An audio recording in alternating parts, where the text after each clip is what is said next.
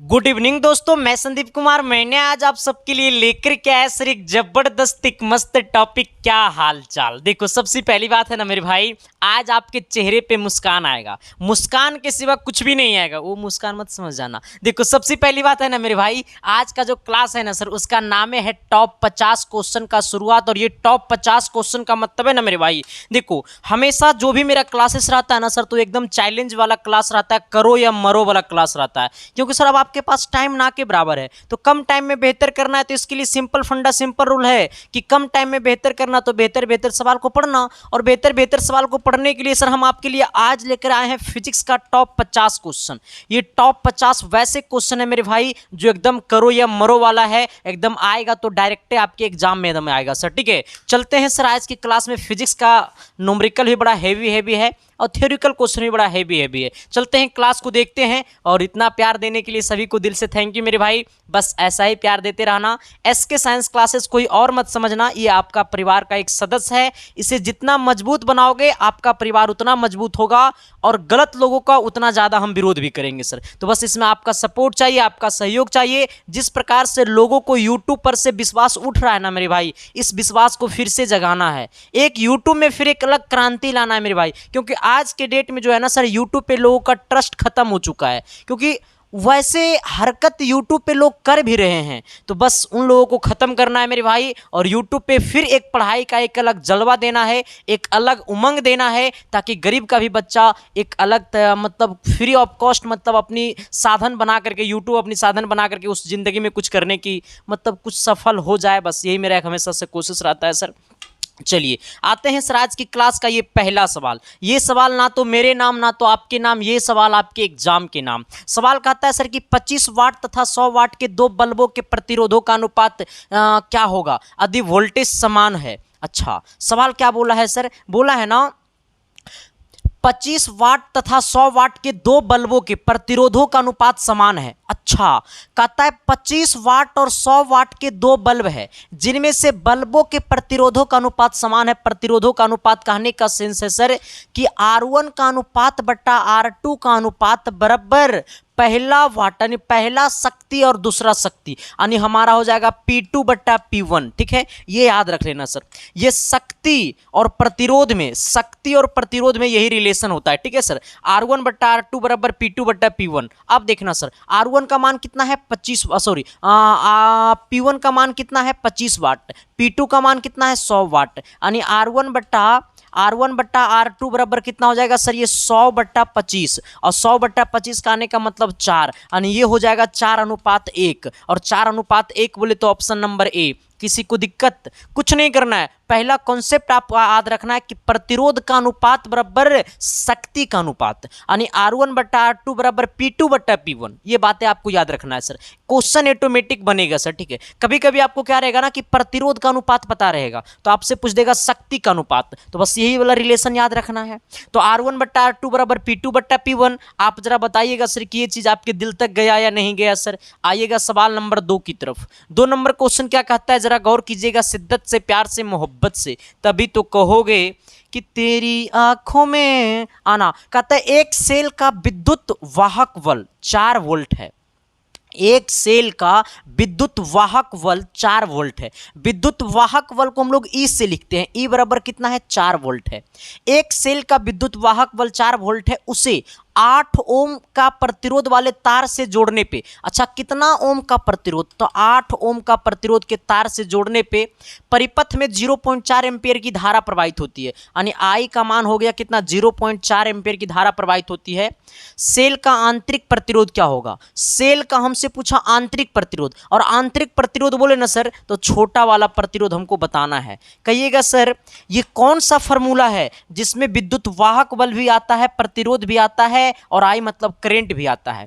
तो सर एक बड़ा ही बेहतरीन रिलेशन है जो कि होता है आई बराबर ई बट्टा आर प्लस कितना 1 होता है। आई बराबर ई प्लस बड़का आर प्लस छोटका आर, ये वाला बस याद रख लेना सर। देखो सर, मैं हमेशा से कहता हूँ मेरा क्वेश्चन ऑल टाइप का रहता है सर, ठीक है। और इस बात को तुम्हें फील होगा मेरे भाई, जब तुम लगातार 10 क्लास मेरा करोगे ना सर, और 11वां क्लास तुम्हारा दिल खोल करके बोलेगा कि सच में सिलेक्शन यहीं से होता है मेरे भाई, क्योंकि सर इस क्वेश्चन का क्वालिटी देखोगे ना सर, तब आपको पता चलेगा। आना, हमने क्या बोला सर, कुछ नहीं करना है, बस जैसे जैसे हम क्वेश्चन लाते हैं वैसे वैसे आप फार्मूला रटते चले जाइएगा, ठीक है सर। हमने बोला है कि विद्युत वाहक बल और प्रतिरोध और करंट में एक रिलेशन होता है जिसको हम लोग कहते हैं I बराबर E बट्टा बड़का R प्लस छोटका R, यानी छोटका R कहे तो आंतरिक प्रतिरोध, ठीक है सर। आ जाइएगा तनी, अब यहाँ पे देखना है सर I का मान कितना है सर, 0.4। I का मान क्या मेरे भाई, 0.4, यानी ये हो गया 0.4 बराबर E का मान कितना मेरे भाई, 4 बट्टा में बड़का R का मान कितना मेरे भाई, 8, अब प्लस में कितना R, अब इसको इधर भेजना है, इसको इधर लाना है, तो ये क्या हो जाएगा मेरे भाई, जरा गौर करना, क्रॉस मल्टीप्लीकेशन कर देना। तो ये 0.4 यहाँ पे है सर, तो इसको बट्टा में लाएंगे, इसको इधर भेज देंगे, तो हो जाएगा 8 प्लस R बराबर कितना हो जाएगा, 4 बट्टा में 0.4 हो जाएगा। इसको पॉइंट को काटेंगे तो ऊपर में 10 से गुना कर देंगे सर, ये 4 से 4 गला खोपचे में सर जी, तो यहाँ पे हो गया 8 प्लस R बराबर 10, यानी R बराबर हो गया 10 माइनस 8, यानी R बराबर हो गया 2, यानी कहने का सेंस है कितना ओम हो गया मेरे भाई, 2 ओम हो गया आंतरिक प्रतिरोध। किसी को दिक्कत, ये वाला कॉन्सेप्ट में किसी को दिक्कत, परेशानी, तकलीफ नहीं ना है सर? अगर नहीं है मेरे भाई तो एक बार तो कमेंट करना बनता है। जब आपके सामने जब इतना बेहतरीन तरीका से थ्योरी मिलता है, विथ सॉल्यूशन मिलता है सर, है ना, तो फिर तो प्यार तो करना बनता है ना सर। आइएगा सवाल नंबर कितना, 3 की तरफ। 3 नंबर क्वेश्चन क्या कहता है, जरा इसे गौर से पढ़िएगा सर। सवाल को पहले गौर से पढ़िएगा। जो इंसान सवाल में 3 चीज समझ गया, मिनिमम 2 चीज जो इंसान समझ गया सवाल में, क्या गिवन है, क्या फाइंड करना है। सवाल पढ़ते हो मेरे भाई तो सवाल में 2 चीज हमेशा से समझना, पहले क्या गिवन है, यानी क्या हमको सवाल में दिया हुआ और हमको क्या निकालना है। ये जो बंदा ये चीज 2 चीज समझ गया तो ऑटोमेटिक वो सवाल बना देगा। कहता है क्या सर कि 4 वोल्ट का एक बैटरी से 1 ओम तथा 3 ओम के प्रतिरोध श्रेणी क्रम में जुड़े हुए हैं, बैटरी से होकर प्रवाहित धारा का मान क्या होगा। सर मैं आपको बता रहा हूं ना ये सवाल कैसे बनेगा। देखो कहता है 4 वोल्ट का एक बैटरी से, अच्छा V का मान कितना हो गया, 4 वोल्ट हो गया। अब कहता है सर कि 1 ओम और 3 ओम के प्रतिरोध श्रेणी क्रम में जुड़े हैं। जब सोचना, जब प्रतिरोध श्रेणी क्रम में जुड़े हैं, जब प्रतिरोध श्रेणी क्रम में जुड़े हुए हैं तो डायरेक्टे जोड़ देंगे, यानी है यहाँ पे 1 ओम और यहाँ पे 3 ओम, यानी बराबर कितना, 4 ओम। समतुल्य प्रतिरोध कितना हो जाएगा, 4 ओम, क्योंकि है श्रेणी क्रम में, और श्रेणी क्रम में डायरेक्टे जोड़ देते हैं मेरे भाई। अब पूछता है कि बैटरी से होकर प्रवाहित धारा, अच्छा I बराबर क्या होता है, I बराबर होता है V बट्टा R, V का मान 4 और बट्टा में 4, 4 बट्टा 4 बराबर 1। यही सवाल को पता है क्या करता, लोग ऐसे आकुल माकुल आंगुल भांगुल जैसा समझाएगा ना सर कि लगेगा कि सब सवाल बड़ा हार्ड है। कुछ नहीं है सर, अपने आप में सोच लेना कि साइंस फील करने की चीज है। जिस दिन साइंस को फील करने लग गया अपने दिल में, उस दिन साइंस तुम्हें सबसे आसान सब्जेक्ट लगेगा मेरे भाई, ठीक है सर। पहले ये बताना कि ये चीज समझ में आया कि नहीं आया। आ गया ना सर? चलो आते हैं सवाल नंबर कितना, 4 नंबर क्वेश्चन की तरफ। 4 नंबर कहता है कि 16 ओम प्रतिरोध के एकांक समान परिच्छेद वाले तार को एक वृत्त के रूप में मोड़ा गया है। इस वृत्त के किसी भी व्यास सिरों के बीच का तुल्यांकिक प्रतिरोध क्या होगा। देखो कुछ नहीं है, कहता है ये ऐसे है मेरे भाई, ठीक है, ऐसे सोचना, ना देखूं तो जीना भरे, आना सर। अब इसको क्या करना, जरा ऐसे ये है, ठीक है, ये जरा ऐसे है मेरे भाई। यहाँ पे क्या है सर, ये रेसिस्टेंस है, ये भी यहाँ पे क्या है, रेसिस्टेंस है मेरे भाई। अब क्या कहता है, इसका व्यास देखो ये वाला होगा, ठीक है सर। आ जाना, हमें कहता है 16 ओम के प्रतिरोध को एक समान प्रतिच्छेद वाले तार को वृत्त के रूप में जोड़ा जाता है। अच्छा, वृत्त के रूप में जोड़ा जाता है ना सर, इसका मतलब 8 ओम यहाँ पे और 8 ओम यहाँ पे, क्योंकि है टोटल 16 ओम, तो 8 ओम यहाँ पे और 8 ओम यहाँ पे। और हमें कहता है सर कि ये, अब सोचना ये किस क्रम में जुड़ा हुआ है सर, तो देखो इस प्रकार से है, 8 ओम यहाँ पे, 8 ओम यहाँ पे, मतलब ये दोनों किस क्रम में है, देखो ऐसे है, ऐसे मतलब किस क्रम में, समांतर क्रम में। और समांतर क्रम में समतुल्य प्रतिरोध क्या होता है, 1/R1 प्लस 1/R2 बराबर 1/R1, R1 का मान हो जाएगा 8, R2 का भी मान हो जाएगा 8। यानी कहने का सेंस है 1/R बराबर 8 को एलसीएम कर लेना, 1 + 1 बराबर 2/8 और 2/8 बोले तो 4, यानी 1/4। 1/R बराबर 1/4, तो ऊपर वाला बराबर तो नीचे वाला बराबर, यानी R का मान हो गया 4 ओम। किसी को दिक्कत परेशानी तकलीफ है तो बता देना सर, आपकी सारी तकलीफों को मैं कर दूंगा यूं खत्म। चलिए आते हैं तनी सवाल नंबर 5 की तरफ। 5 नंबर क्वेश्चन को देखना है और सॉल्यूशन नहीं करना है सर, इसका डायरेक्ट टू डायरेक्ट आंसर बताना है सर। कहता है घरेलू विद्युत परिपथ में सभी युक्तियां 220 वोल्ट पर कार्य करती है। देखो सर, सभी युक्तियां 220 वोल्ट पे कार्य करती है सर। हमारे घर में जो सभी युक्तियां हैं वो 220 वोल्ट पे काम कर रही है, तो 220 वोल्ट पे प्रत्यावर्ती धारा मतलब अल्टरनेटिव करंट मतलब बोले तो प्रत्यावर्ती धारा 220 वोल्ट पर कार्य कर रही है। इस तात्पर्य यह है कि वो श्रेणी क्रम में जुड़ी है। देखो सर, 220 वोल्ट पे काम करे तो इसका तात्पर्य क्या है कि ये श्रेणी क्रम में जुड़ी, इसका तात्पर्य यह है कि श्रेणी क्रम में जुड़ी है, गलत बात। देखो सर, कभी भी घरेलू परिपथ में जो करंट होता है ना मेरे भाई, वो 220 वोल्ट पे होता है प्रत्यावर्ती धारा। 220 वोल्ट पे कौन सी धारा होता है? प्रत्यावर्ती धारा। और ये जो होता है मेरे भाई वो आपको समांतर क्रम में जुड़ा होता है। किस क्रम में जुड़ा होता है? समांतर क्रम में। कौन सा क्रम में जुड़े होते हैं? तो ये समांतर क्रम में जुड़े होते हैं। ठीक है, हमने क्या बोला है? कहता है घरेलू विद्युत परिपथ में सभी युक्तियां 220 वोल्ट पर कार्य करती है। इसका तात्पर्य यह है कि वो श्रेणी क्रम में जुड़े हैं। नहीं मेरे भाई, वो श्रेणी क्रम में नहीं जुड़े हुए। ऑप्शन नंबर ए इधर लिखा गया है, वो श्रेणी क्रम में नहीं जुड़े हैं। वो जो हमारा है ऑप्शन नंबर डी होगा, समांतर क्रम में जुड़े हुए होते हैं। ठीक है, चलिए आइएगा तनी सवाल नंबर कितना 6 की तरफ। 6 नंबर क्वेश्चन क्या कहता है जरा गौर कीजिएगा। कहता है शुष्क सेल में विध्रुवक कार्य करती है कैसी?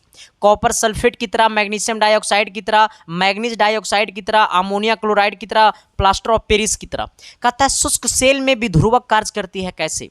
शुष्क सेल में विध्रुवक, यहाँ पे सोचना सर, शुष्क सेल में विध्रुवक, विध्रुवक कैसे कार्य करती है? तो शुष्क सेल में विध्रुवक कार्य करती है मैग्नीशियम ऑक्साइड की तरह। ठीक है, मैग्नीशियम डाइऑक्साइड की तरह। ठीक है, शुष्क सेल में विध्रुवक कार्य करती है कैसी? तो मैग्नीशियम डाइऑक्साइड की तरह। शुष्क सेल में विध्रुवक कार्य करती है कैसी? तो मैग्नीशियम डाइऑक्साइड की तरह। शुष्क सेल में विध्रुवक कार्य करती है कैसी? तो मैग्नीशियम डाइऑक्साइड की तरह। ठीक है सर, ऑप्शन नंबर आपका ए होगा।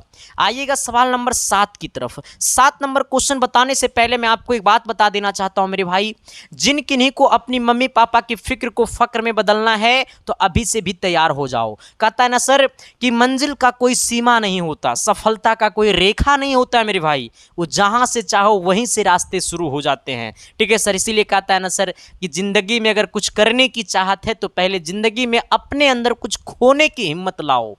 ये हम नहीं, ये हमारा इतिहास बोलता है, ये हम नहीं, हमारा ये ग्रंथ बोलता है, और हम नहीं, सक्सेस का वो हर हिस्ट्री बोलता है मेरे भाई। वो सच्ची बात है सर कि जिंदगी में अगर कुछ पाने की चाहत रखते हो तो पहले तुम अपने दिल में जिंदगी में कुछ खोने की चाहत रखो, तभी जिंदगी में कुछ मिलेगा मेरे भाई। ठीक है सर, बाकी मैं आपको बस इतना ही कहना चाहूँगा सर कि मेरे वजह से मत पढ़ो, लेकिन अपनी मम्मी पापा की आंखों में आंसू देख करके सर, उन सपना को देख करके पढ़ो मेरे भाई, क्योंकि ये मात्र 10 से 15 दिन का ये मेला है। ये मेला में जो खो जाएगा तो वो चला जाएगा, 1 साल के बाद मुलाकात आएगा। और ये मेला में जो पास कर जाएगा मेरे भाई, वो डायरेक्ट उसके नाम के आगे इंजीनियर लगेगा। ठीक है सर, तो बस आपकी सपना में एक छोटा सा और रोशनी हमने डालने की कोशिश किया है, और आपकी सपना में थोड़ा सा और 4 चांद लगाने की हमने कोशिश किया है, जो कि सर पिछले बार के बच्चे का सफल रहा ये कोशिश हमारा, और अब की बार ये कोशिश सफल नहीं रहेगा। ये सिलेक्शन का सबसे बड़ा गुणमंत्र साबित होगा, जिसका नाम है 1200 सिलेक्टेड गेस क्वेश्चन। ये 1200 सिलेक्टेड गेस क्वेश्चन वैसे क्वेश्चन है मेरे भाई जहां पे आपको 400 फिजिक्स देखने को मिलेगा, 400 केमिस्ट्री देखने को मिलेगा, 400 मैथ देखने को मिलेगा। मैंने सर ये 12 रातें से ज़्यादा जगह है, तब जाकर के हमने अपने हाथों से ये 1200 सिलेक्टेड गेस क्वेश्चन लिखा है, जहां पे सर आपको मैं बताता हूं ना सर, इसमें आंसर नहीं, इसमें क्वेश्चन ही नहीं है, क्वेश्चन के साथ साथ हमने इसमें सॉल्यूशन भी कर डाला है सर। ठीक है, तो जिन किन्हीं को ये पीडीएफ चाहिए सर, तो इसके लिए आपको ये ही नंबर से 7295 वाला नंबर पे आपको 99 रुपया पेमेंट कर देना है, और पेमेंट करके आपको उसी व्हाट्सअप नंबर पे पेमेंट का स्क्रीनशॉट भेज देना है, और मैसेज में लिख देना है सर कि मुझे पॉलिटेक्निक का गेस क्वेश्चन चाहिए। मिनट भर के अंदर में आपके पास पीडीएफ फाइल सेंड हो जाएगा। आप मजे मजे में पढ़ते रहना, सिलेक्शन को 4 चांद लगाते रहना, बाकी मैं आपके साथ हमेशा खड़ा रहूंगा सर। ठीक है, चलो आते हैं सवाल की दुनिया में। सवाल क्या कहता है सर, जरा गौर कीजिएगा। कहता है एक बादल भूमि के सापेक्ष एक बादल भूमि के सापेक्ष 2 गुने 10 पे पावर 4 विभव पर है तथा भूमि से उसकी दूरी 60 मीटर है। जब भूमि पर बिजली गिरती है तो भूमि पर 65 कूलम का आवेश स्थानांतरित होता है, किया गया कार्य क्या होगा? अच्छा, ऑप्शन नंबर ये है, ठीक है सर, आ जाना। अब कहता है सर इसको हम बनाएंगे कैसे? कुछ नहीं करना, इसका एक फॉर्मूला होता है सर, पता है क्या होता है? W बराबर Q गुने V होता है, क्योंकि आपका V बराबर होता है W बटा क्या Q होता है। ये Q इधर आएगा तो V गुने Q बराबर क्या हो जाएगा? W। हमसे पूछा कार्य ही तो पूछा सर, हमसे कार्य ही तो पूछा है, आ जाना। V का मान क्या है मेरे भाई, जरा ऐसे सोचना। V का मान देखो इतना वोल्ट दिया हुआ है, 2 गुने 10 पे पावर 4 गुने Q का मान कितना दिया हुआ सर? तो हमें बोला है सर कितना? 65 कूलम आवेश, ये 65 दिया हुआ Q के मान बराबर कितना हो जाएगा सर? ये W। अब क्या करो, इसको गुना कर दो, 65 को इससे गुना कर देना सर, तो 65 यानी 130 हो जाएगा। 130 गुने 10 पे पावर 4 बराबर W, यानी 130 गुने 10 पे पावर 4 जूल। इतना आंसर नहीं दे रहा है, जब इतना आंसर नहीं दे रहा है मेरे भाई तो इसको तोड़ देना है। देखो सर ये यहाँ पे 1 0 है ना, अब इसको हम लोग यहाँ पे देखो, अगर यहाँ पे 1 0 है, अब क्या करेंगे ना सर, इस पूरे में हम मानो ना कि जोड़ दो, ठीक है। यहाँ पे 1 0 है सर, तो इसको हम लिख सकते हैं क्या?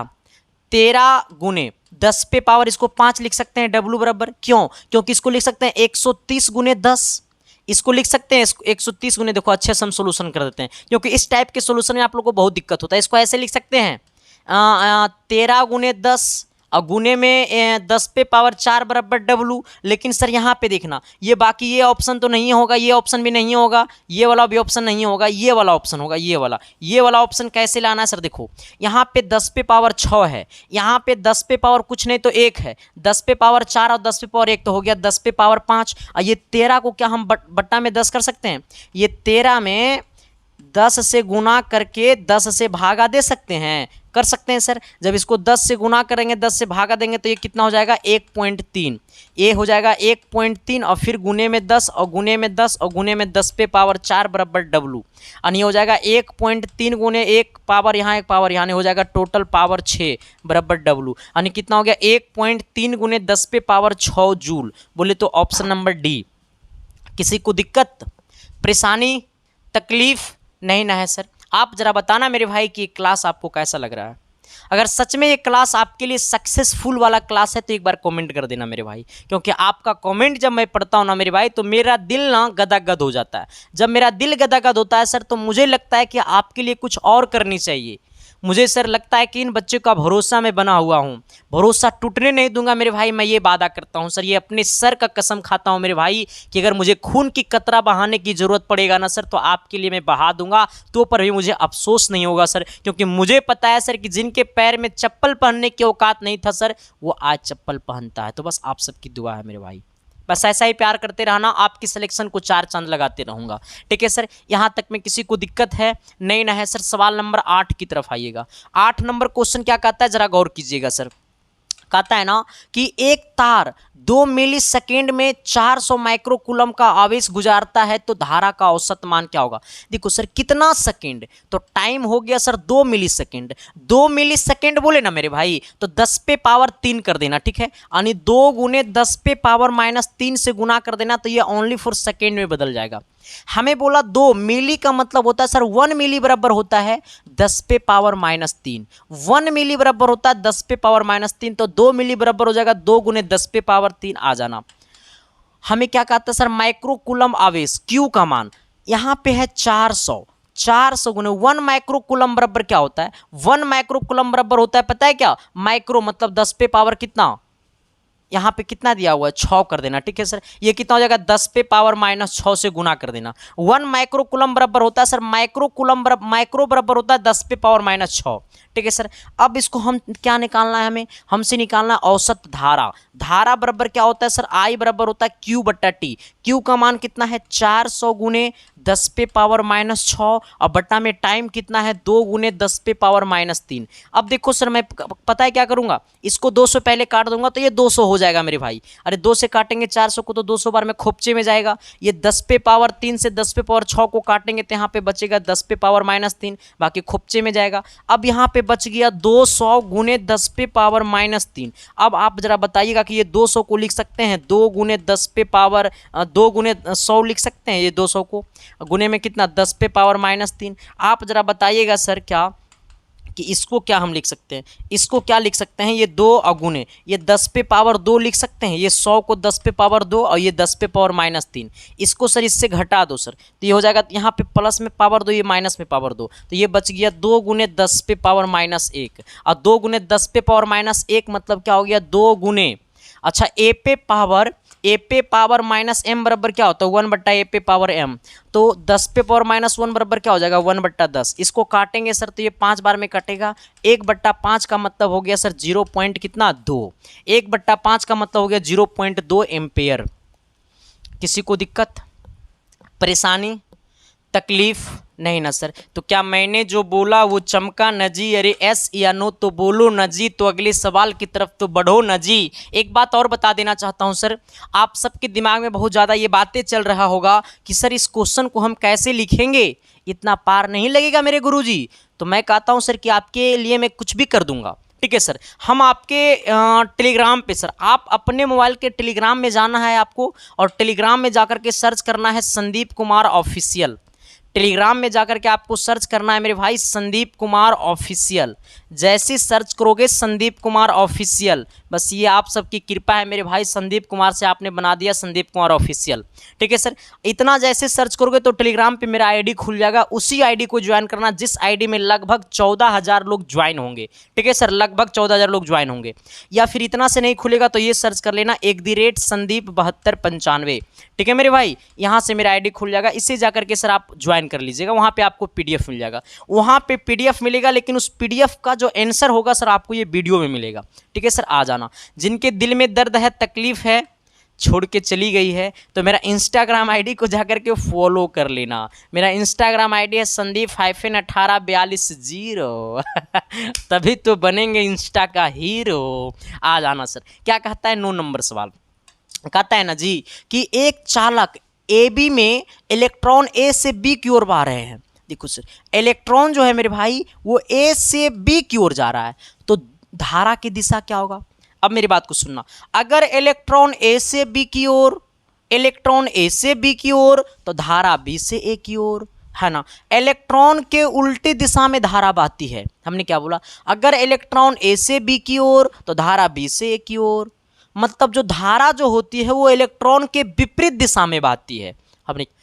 हमने क्या बोला है कि धारा जो होती है वो इलेक्ट्रॉन के विपरीत दिशा में बहती है। अगर इलेक्ट्रॉन ए से बी जा रहा है तो धारा बी से ए आएगा, ठीक है। हमने क्या बोला कि जो धारा होती है वो इलेक्ट्रॉन के विपरीत दिशा में बहती है। अगर इलेक्ट्रॉन ए से बी जा रहा है तो धारा बी से ए होगा, यानी धारा हमारा क्या होगा? बी से ए होगा।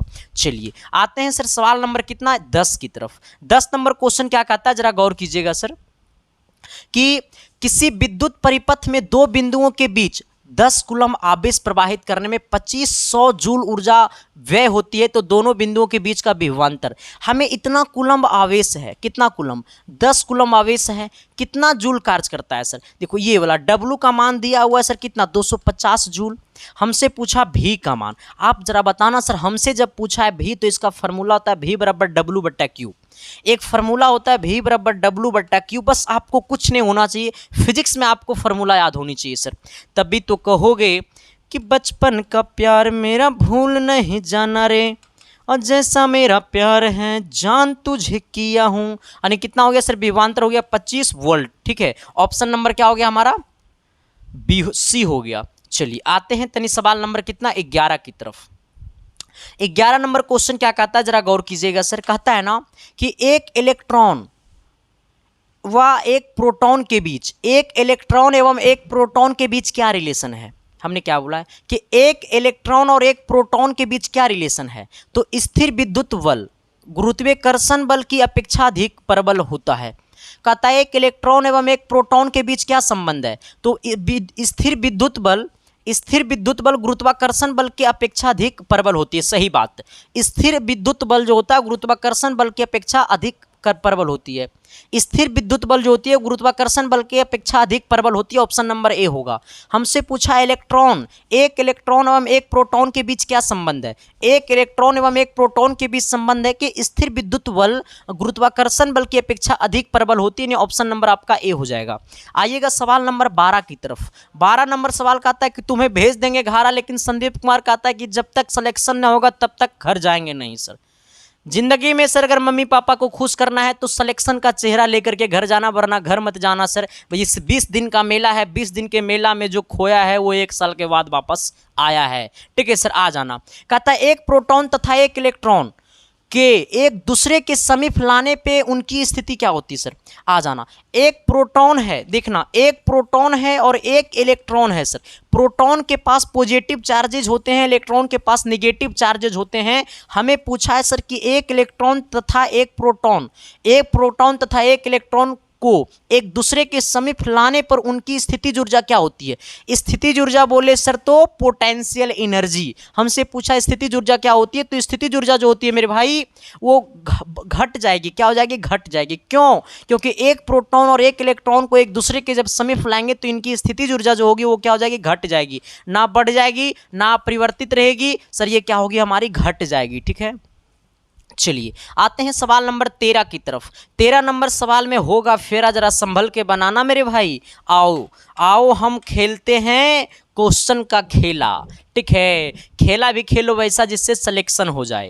आओ, क्या कहता है सर कि एक चालक पर 128 गुने 10 पे पावर -19 कूलम ऋणावेश है। एक चालक पर, किस पे? एक चालक पर। कितना? एक चालक पर 128 नहीं है सर, ये 12.8 है। ठीक है, 128 नहीं मेरे भाई, ये 12.8 है। ठीक है, क्वेश्चन थोड़ा सा गड़बड़ हो गया सर। कितना कूलम आवेश है? 12.8 गुने 10 पे पावर -19 कूलम क्या है? आवेश है। तो हमसे पूछा सर कि इलेक्ट्रॉन होगा। अब सोचना, यहाँ पे सोचना, ऐसे सोचना, सवाल को एकदम ऐसे सोचना। अच्छा, हमसे पूछा सर कि इतना कूलम ऋणावेश है। जब इतना कूलम ऋणावेश है सर, इसमें इलेक्ट्रॉन क्या होता है? 1 इलेक्ट्रॉन बराबर क्या होता है? 1.6 गुने 10 पे पावर -19 होता है। ये बात आपको पता है ना? 1 इलेक्ट्रॉन बराबर होता है 1.6 गुने 10 पे पावर 19 होता है ना? तो हमसे पूछा है सर चालक पर समान अवस्था में इलेक्ट्रॉनों अधिक है। अच्छा, इलेक्ट्रॉन अधिक है, कितने इलेक्ट्रॉन अधिक है? यानी एन का मान निकालना है। एक फार्मूला आपको पता होगा कि फार्मूला होता है क्यू बराबर होता है एन। एक फार्मूला होता है क्यू बराबर एन ई होता है, जो कि सर क्लास 10th में भी पढ़ने को था और पॉलिटेक्निक में भी पढ़ने का है। आ जाना। क्यू का मान कितना है सर? 12.8 गुने 10 पे पावर -19 है, बराबर एन का मान निकालना है। ई का मान 1.6 गुने 10 पे पावर -19 है। 10 पे पावर -19 से 10 पे पावर -19 गला खोपचे में, इन्हें गुना में नीचे थी बट्टा में हो जी थी, और जैसी वो थी बट्टा में तो वैसी जी थी घट्टा में। आ जाइएगा सर। तनी यहाँ पे बचेगा 12.8, अब यहाँ पे है सर ये 1.6 है बट्टा में, इधर आएगा, सॉरी इधर है गुना में, इधर आएगा बट्टा में, तो 1.6 बराबर क्या हो जाएगा? एन। इसको काटेंगे सर हम लोग कितना बार में पता है? ये डायरेक्ट कट जाएगा 8 बार में। 8 बार में कैसे कटेगा? देखो सर, ये पॉइंट से पहले पॉइंट को घसका दो, 16 8 28 से, यानी कितना बार में? 8 बार में खोपचे में जाएगा, यानी एन का जो मान आ जाएगा वो कितना आ जाएगा मेरे भाई? 8 आ जाएगा, जो कि ऑप्शन नंबर डी में देखने को मिलेगा। अगर मेरे भाई आप नॉर्मली इस सवाल को देखोगे ना, तो ये सवाल तुम्हें लगेगा कि ये सवाल आपको परेशान करके आपको हरा देगा। ये सवाल को अगर नॉर्मली तुम देखोगे मेरे भाई अपनी आंखों से, तो तुम्हें लगेगा कि आवर पावर वाला सवाल हमसे जिंदगी में कभी बनबे नहीं किया, तो आज क्या बनेगा रे? कहता है जो सवाल जितना टेढ़ लगे देखने में, सोल्यूशन करने के बाद वो सवाल उतना ही इजी होता है मेरे भाई। बस अपने अंदर एक जुनून रखना, जज्बा रखना सिलेक्शन को पाने के लिए। ठीक है सर, आपके सिलेक्शन के सामने सब कुछ फीका है। आइएगा सवाल नंबर कितना? 14 की तरफ। 14 नंबर क्वेश्चन क्या कहता है, जरा गौर कीजिएगा। कहता है एक चालक पर 11.2 गुने 10 पे पावर 19 कूलम आवेश है। क्यू का मान कितना मेरे भाई? 11.2 गुने 10 पे पावर -19 कूलम आवेश है। इस चालक पर समान आवेशों में इलेक्ट्रॉन क्या होंगे? इलेक्ट्रॉन कम है, कितने? ई का मान क्या होगा? ई का मान होता है 1.6 गुने 10 पे पावर -19। हमसे पूछा एन का मान, फार्मूला होता है क्यू बराबर एन, अरे भाई Q बराबर एन ई, Q का मान कितना है 11.2 गुने 10 पे पावर माइनस 19 बराबर एन गुने ई का मान 1.6 गुने 10 पे पावर माइनस 19 कूलम्ब। ये बट्टा में आएगा सर। अच्छा बट्टा में क्या, पहले 10 पे पावर 19 से 10 पे पावर 19 को भेज दो खोपचा में, ये जैसे जैसी खोपचा में, तो यहाँ पे बचेगा 11.2 बराबर एन गुने 1.6। इसको इधर लाइएगा बट्टा में सर, तो हो जाएगा कितना 11.2 बट्टा में 1.6 बराबर एन। ये पॉइंट से पॉइंट गला खोपचे में और 16 से कटेगा डायरेक्ट सर। 16 सत्ते कितना, 16 सत्ते 72 से, यानी 112 बार में चल जाएगा, यानी कितना 7 बार में खोपचा में चल जाएगा। यानी कहने का सेंस है 7 बराबर एन, यानी एन का मान कितना आ गया 7 आ गया। 7 आपके ऑप्शन में कहीं दे रहा है, ऑप्शन नंबर ए दे रहा है सर। देगा वो कहेगा मम्मी पप्पा साते, 7 से फालतू ने साते। ठीक है सर। तनी आते हैं क्वेश्चन नंबर अगला की तरफ। 115 नंबर क्वेश्चन आपके नाम। ये सवाल बहुत ईजी है मेरे भाई, कॉन्सेप्ट के साथ इस क्वेश्चन के बारे में जितना बोल देंगे उतना कम पड़ जाएगा। सवाल बहुत इजी है, आप थोड़ा सा भी अगर एफर्ट लगाइएगा अपने अंदर की तो ये सवाल बिल्कुल बन जाएगा सर। बट ये बताना सर कि क्लास कैसा लग रहा है। चैनल पे जो भी लोग पहली बार आए हो तो शिद्दत से, प्यार से, मोहब्बत से चैनल को सब्सक्राइब कर देना, वो अपने हर दोस्तों तक शेयर कर देना सर, जिनकी सपना है, जिनकी आंखों में आंसू है, जो अपनी आंखों में अरमान लेकर के बैठे हैं, जिनके मम्मी पापा सपना देखते हैं कि मेरे बच्चे सक्सेस हो जाए, उन घर तक शिक्षा को पहुंचा देना। पढ़ाना मेरा काम है, शिक्षा को आगे बढ़ाना आपका काम है। बस शेयर करना, लाइक ठोकना, सब्सक्राइब करके बता देना कि इसके साइंस क्लासेस भी आपका प्यार है। ठीक है सर। आ जाना। कहता है क्या मेरे भाई कि धातुओं की विद्युत चालन होता है। अच्छा, धातुओं में विद्युत चालन होता है कैसे? प्रोटॉन के कारण, मुक्त इलेक्ट्रॉन के कारण, या न्यूट्रॉन के कारण, या परमाणुओं के निकट होने के कारण। तो ये सवाल नंबर 15 सबका कमेंट होने चाहिए कमेंट बॉक्स में सर। जल्दी से जल्दी प्लीज मेरे भाई कमेंट कर दो, चाहे आप इस वीडियो को कभी भी क्यों नहीं देख रहे हो। ठीक है सर। चलिए आते हैं, जो सही कमेंट करेगा नु पक्का साली से शादी करा देंगे, वो पक्का वदम विशेष पूरा कर देंगे। पहले हमको तो होने दो। आइएगा सर तनी अगले सवाल की तरफ। कहता है एबोनाइट की छड़ को महीन कोमल रोए से रगड़ा जाता है। एबोनाइट की छड़ को महीन कोमल रोए से रगड़ा जाता है, तो 10 पे पावर 19 इलेक्ट्रॉन एबोनाइट की छड़ पर चले जाते हैं। एबोनाइट की छड़ का आवेश क्या होगा?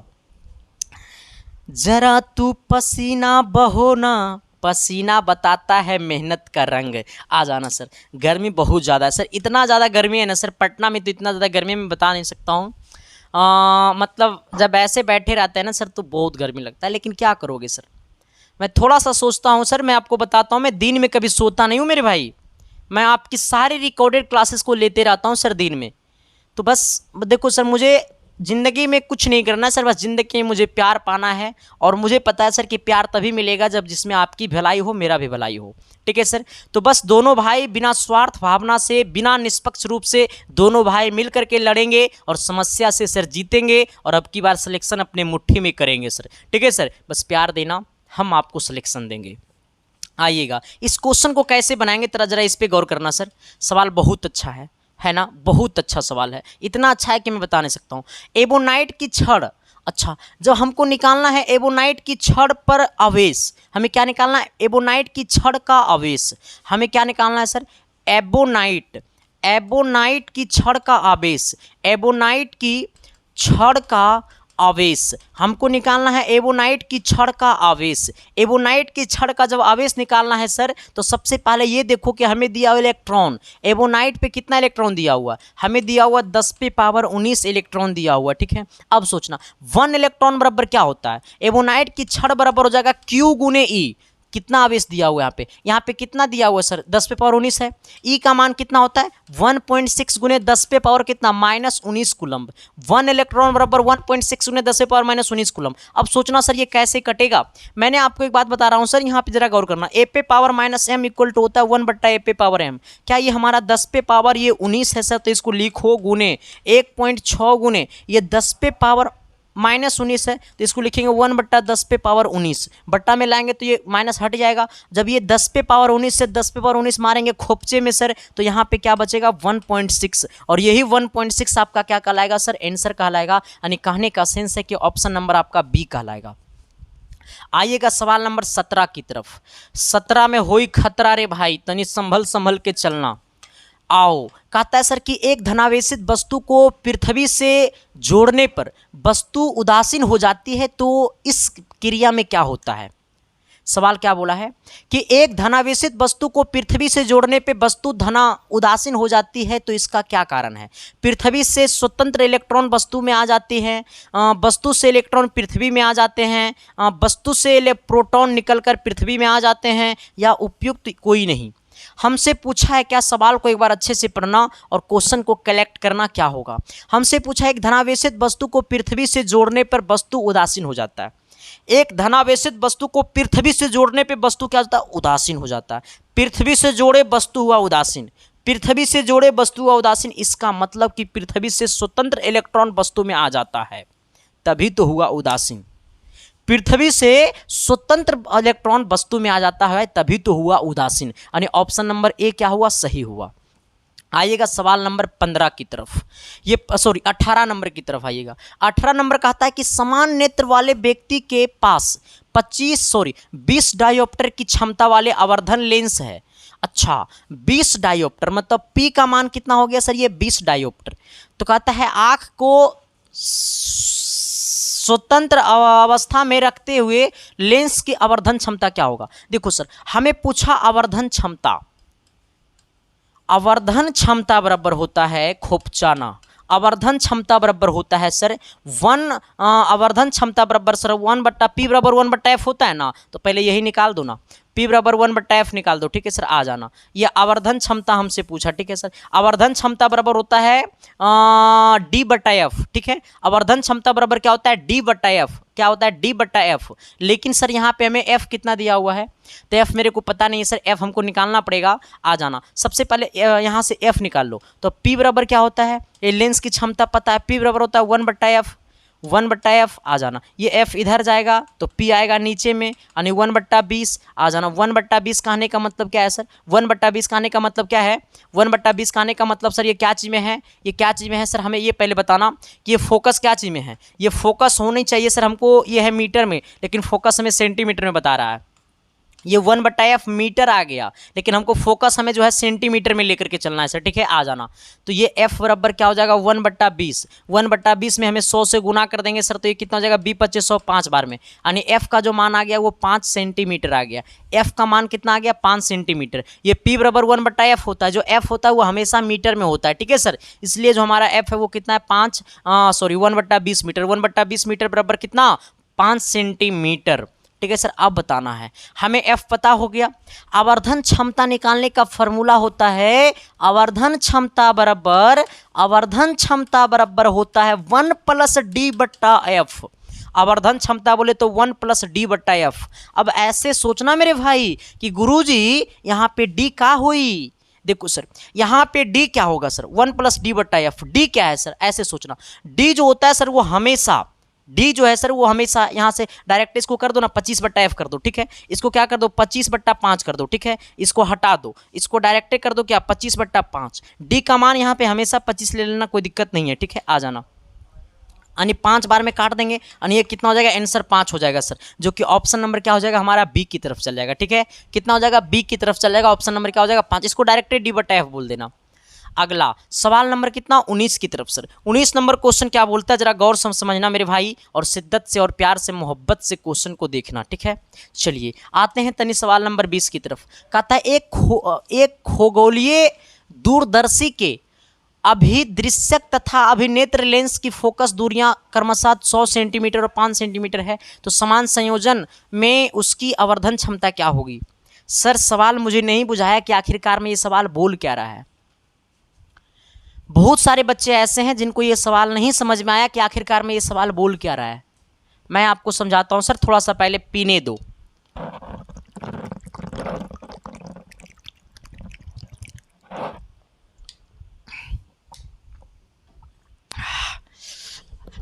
चलिए आते हैं तनि सवाल को सर समझाते हैं। आओ, कहता है क्या सर कि एक खगोलीय दूरदर्शी के अभिदृश्यक तथा अभिनेत्र लेंसों की फोकस दूरियां क्रमशः कितना है सर, ये 100 सेंटीमीटर और 5 सेंटीमीटर है। अभिदृश्यों की अभिनेत्र लेंसों की फोकस दूरियां यानी हो जाएगा एक जो है सर ये हमारा एफ नोट हो जाएगा। क्या हो जाएगा सर? F note. एक एफ नोट बराबर 100 सेंटीमीटर और एक एफ ई बराबर हो जाएगा सर 5 सेंटीमीटर। ये हमारा हो जाएगा, ठीक है सर। एफ नोट बराबर 100 सेंटीमीटर, एफ ही बराबर 5 सेंटीमीटर। जब सवाल की क्वालिटी ऐसे हो मेरे भाई तो पहले ये दोनों लिख देना। हमसे क्या पूछा? क्षमता पूछा। क्षमता बोले आवर्धन क्षमता, आवर्धन क्षमता को हम लोग एम से लिखते हैं। एम बराबर होता है सर एफ नोट बट्टा एफ ई। हमने क्या बोला? आवर्धन क्षमता बराबर होता है एफ नोट बट्टा एफ ई। एफ नोट का मान कितना है? 100। एफ ई का मान कितना है? 5। बी 25 100 नहीं 25 बार में, सॉरी 20 बार में कटेगा मेरे भाई। यानी कहने का सेंस है आंसर कितना हो जाएगा? 20 हो जाएगा, जो कि ऑप्शन नंबर बी में रहेगा। हमने क्या बोला?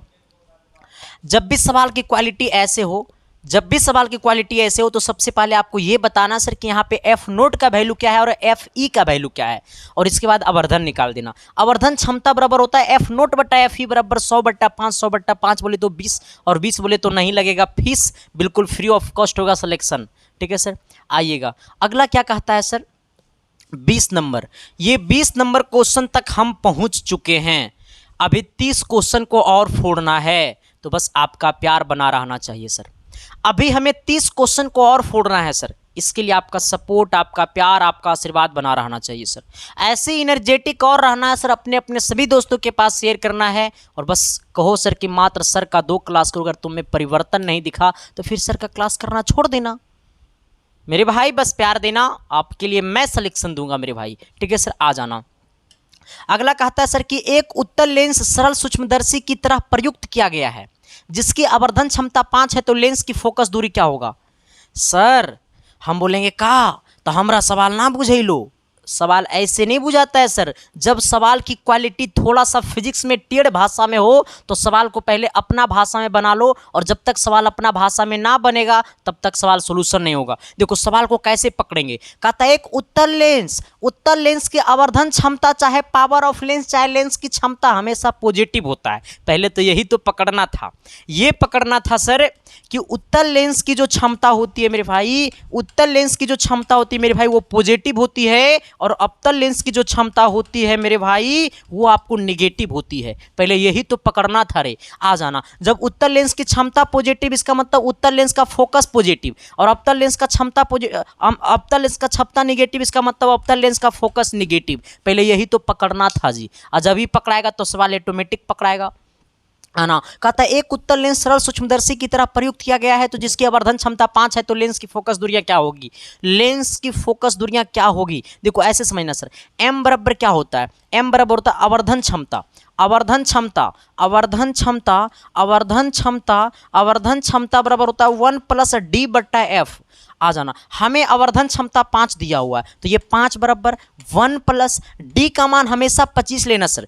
d अपने आप में बताता है न्यूनतम दूरी, लेंस की क्षमता का न्यूनतम दूरी 25 सेंटीमीटर बट्टा में क्या f। आ जाना सर। अब इसको क्या करो सर, ये 5 है, ये इधर आएगा तो 5 - 1 हो जाएगा बराबर 25 बट्टा कितना हो जाएगा सर? ये 25/f हो जाएगा। इसको करेंगे 4 हो जाएगा, 4 बराबर 25/f हो जाएगा। ये f इन्हें जाएगा, 4 इन्हें आएगा, यानी f बराबर हो जाएगा 25/4। और 25/4 कहने का मतलब 5 छो चौक 24, 6 पॉइंट कितना 25, और 6.25 बोले तो option number A, option number A, ठीक है सर। किसी को कोई दिक्कत नहीं समझा? आवर्धन क्षमता हमें 5 दिया हुआ, 5 बराबर आवर्धन क्षमता बराबर होता है 1 + d/f।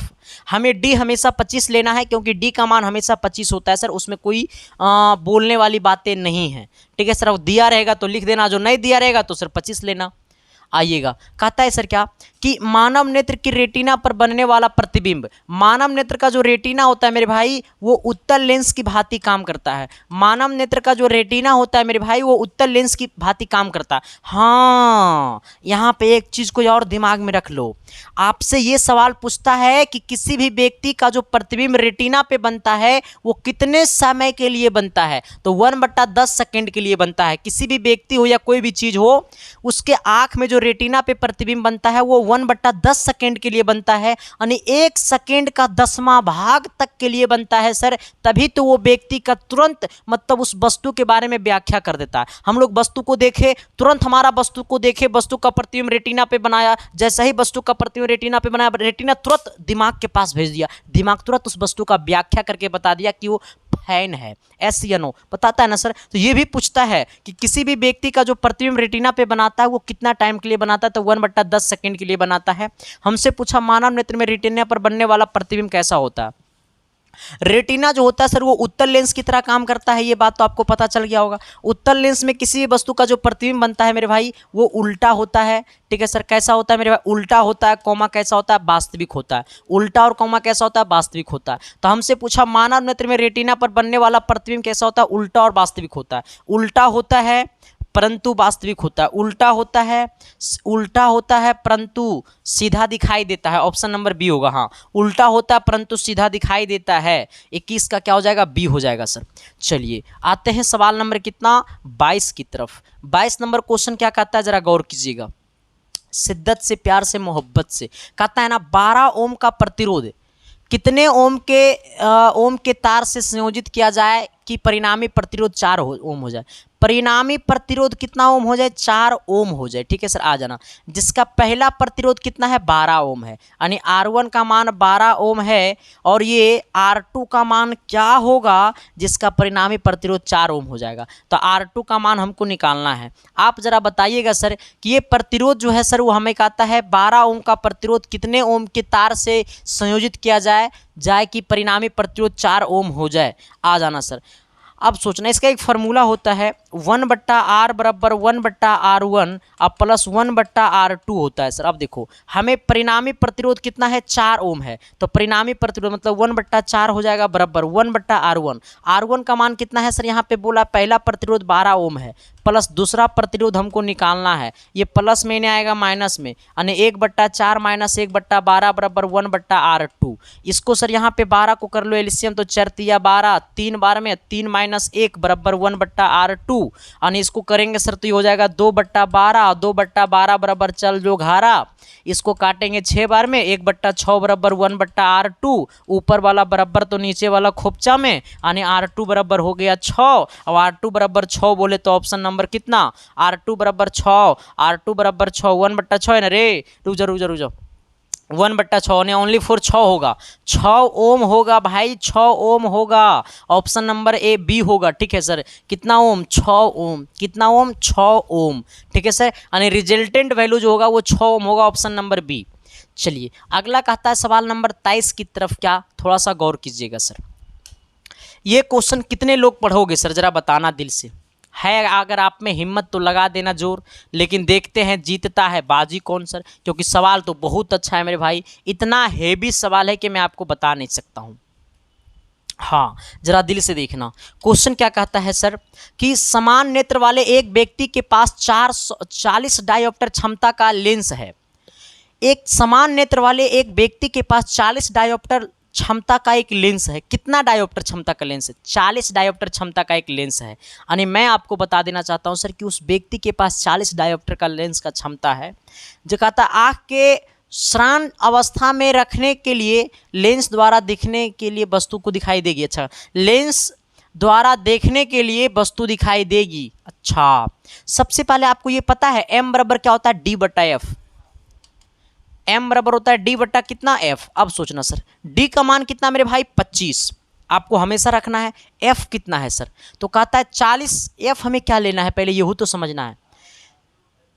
f देखो सर ऐसे सोचना, f बराबर होता है 1, अच्छा f कुछ नहीं तो 1 मीटर। हमें बोला है सर कि समान नेत्र वाले एक व्यक्ति के पास 40 डायोप्टर क्षमता का लेंस आंखों के श्रान अवस्था में देखने के लिए लेंस द्वारा दिखाई देनी चाहिए, तो 1 मीटर। 1 मीटर बराबर 100 सेंटीमीटर, तो इसके जगह 100 रख दो। लेकिन हमें कहता है कि व्यक्ति के पास 40 डायोप्टर की क्षमता लेंस होनी चाहिए। यानी अब सोचो आवर्धन क्षमता इतना हो गया, इसमें 40 से गुना कर देना, 1 0 से 1 0 खोपचे में, ये कटेगा सर कितना, 25 से 5 से 5 दूनी 10, अब 5 5 25, यानी इससे काटना सर ये 2 बार में, यानी कितना 5 दूनी 10 गुना, कितना गुना हो जाएगा मेरे भाई 10 गुना बोले तो ऑप्शन नंबर आपका सी हो जाएगा। सर सवाल फिर से समझाइए ना, तनी बुझाया कम। सच ये है कि नहीं? मुझे पता है ना सर कि बच्चा सवाल को कब सही तरीक़ा से समझ जाता है, बच्चा को कब सही तरीक़ा से सवाल समझ में नहीं आता, ये हमें टीचर को पता हो जाता है। हर टीचर को पता हो जाता है कि सच में ये बच्चा सवाल ये समझाओगा कि नहीं समझाओगा। मुझे पता है कि ये सवाल नहीं समझाओगा तुम लोग सब, हम समझाते हैं अपन भाषा में, सुन तुम लोग। देखो सर, कहता है ना सर कि समान नेत्र वाले एक व्यक्ति के पास 40 डायोप्टर क्षमता का लेंस है। एक व्यक्ति के पास 40 डायोप्टर का क्षमता का लेंस है। आवर्धन क्षमता बोले तो m बराबर होता है D/F गुने जितना क्षमता वाला बोलेगा ओकरे से गुना कर देना। 40 वाला बोला है 40 से गुना कर देंगे सर। D है, D का मान कुछ नहीं तो हमेशा 25 लिया जाता है। F का मान मान लो 1 मीटर, 1 मीटर बराबर 100 सेंटीमीटर और गुने में 40 कर देना मेरे भाई। इसको काटेंगे 0 से 0 खोपचा में, 5 से काटेंगे 2 बार में, 5 से काटेंगे 5 बार में, इसको 2 से काटेंगे 4 को 2 बार में, यानी कहने का सेंस है 10 गुना। कितना गुना मेरे भाई? 10 गुना। और 10 गुनी बोले तो ऑप्शन नंबर सी। चलिए आते हैं सवाल नंबर कितना सर होगा? 24। 24 नंबर क्वेश्चन क्या कहता है जरा गौर कीजिएगा सर। कहता है ना कि विचलन कोण का मान निर्भर करता है किस पे? प्रिज्म के कोण पर, प्रिज्म के पदार्थ के अपवर्तनांक पर, ए एवं बी किसी पर नहीं। अच्छा, ए एवं बी दोनों पर। देखो सर, कहता है विचलन कोण का मान निर्भर किस पे करता है? प्रिज्म के कोण पर। विचलन कोण का मान निर्भर किस पे करता है? प्रिज्म के कोण पर, प्रिज्म के पदार्थ के अपवर्तनांक पर। मतलब हमारा डी नंबर ऑप्शन होगा, ए और बी दोनों सही है। हमसे पूछा है क्या कि विचलन कोण का मान निर्भर करता है किस पे? प्रिज्म के कोण पर और प्रिज्म के पदार्थ के अपवर्तनांक पर, यानी ऑप्शन नंबर ए और बी दोनों यानी हो जाएगा डी। चलिए आते हैं सवाल नंबर अगली की तरफ, 25 नंबर क्वेश्चन की तरफ आइएगा। 25 नंबर सवाल क्या कहता है सर कि प्रकाश की एक किरण क्रांति कोण पर कांच की ओर से, कांच हवा सतह पर आपतित होती है तो अपवर्तनांक कौन होगा? अपवर्तन कौन होगा क्या? अच्छा देखो सर, कहता है प्रकाश की एक किरण क्रांति कोण पर कांच की ओर से, कांच हवा सतह पर आपतित होती है तो अपवर्तन कोण क्या होगा? देखो सर, जब कांच हवा की सतह पर आपतित होती है, कांच हवा की सतह पे आपतित होती है तो ऐसे केस में हमारा जो कोण होता है सर वो हमेशा कितना होता है? 90 डिग्री होता है। कितना होता है सर? 90 डिग्री। ऐसे होता है सर, डायरेक्ट ऐसे होता है। ठीक है, चलो आते हैं सवाल नंबर कितना 26 की तरफ आते हैं। 26 नंबर क्वेश्चन क्या कहता है सर कि जब श्वेत प्रकाश वायु से कांच में प्रवेश करता है तो, जब श्वेत प्रकाश वायु से कांच में तो रेड कलर का रंग अधिक नहीं विचलित होता है। ठीक है सर, आ जाना। हमसे कहता है जब श्वेत प्रकाश वायु से कांच में प्रवेश करता है तो लाल प्रकाश सबसे अधिक चाल से चलती है। हमें बोलता है सर क्या कि जब श्वेत प्रकाश वायु से कांच में प्रवेश करती है तो लाल प्रकाश सबसे अधिक तेज गति से चलती है। यही कारण है सर कि प्रिज्म में सबसे कम विचलित जो होता है सर वो लाल होता है, क्योंकि ये तेज स्पीड से चलेगा। तो हम लोग बाइकें से चलाते हैं, अब बाइक खरीदिए तो एक्सपीरियंस मिल गया ना। हम लोग बाइक के चलाते हैं तो तेज स्पीड में रहते हैं तो टर्निंग ले पाते हैं? नहीं ले पाते हैं। इसीलिए रेड कलर का जो होता है लाल प्रकाश सबसे अधिक चलता है, तो इसलिए वो हमारा ज़्यादा चलते रह जाता है, ज़्यादा विचलित नहीं होता है। इसीलिए सिग्नल में हम लोग रेड कलर का यूज़ करते हैं। आइएगा सवाल नंबर कितना 27 की तरफ। 27 नंबर कहता है सर क्या कि वर्ण विक्षेपण की घटना का कारण क्या है? वर्ण विक्षेपण की घटना का कारण क्या है सर? 27 नंबर, वर्ण विक्षेपण की घटना का कारण क्या है? श्वेत प्रकाश की किरण प्रिज्म द्वारा पृथक होना। श्वेत प्रकाश की किरण प्रिज्म द्वारा क्या होना? पृथक होना, गलत बात। प्रकाश का परावर्तन होना, बिल्कुल गलत बात। प्रिज्म पदार्थ का अपवर्तनांक भिन्न भिन्न तरंग दैर्घ्य के लिए भिन्न भिन्न होना, सही बात।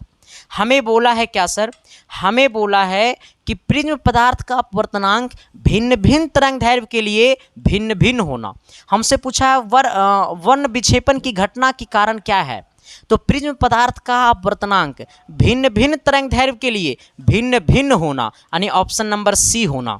ठीक है सर, चलिए आते हैं अगले की तरफ।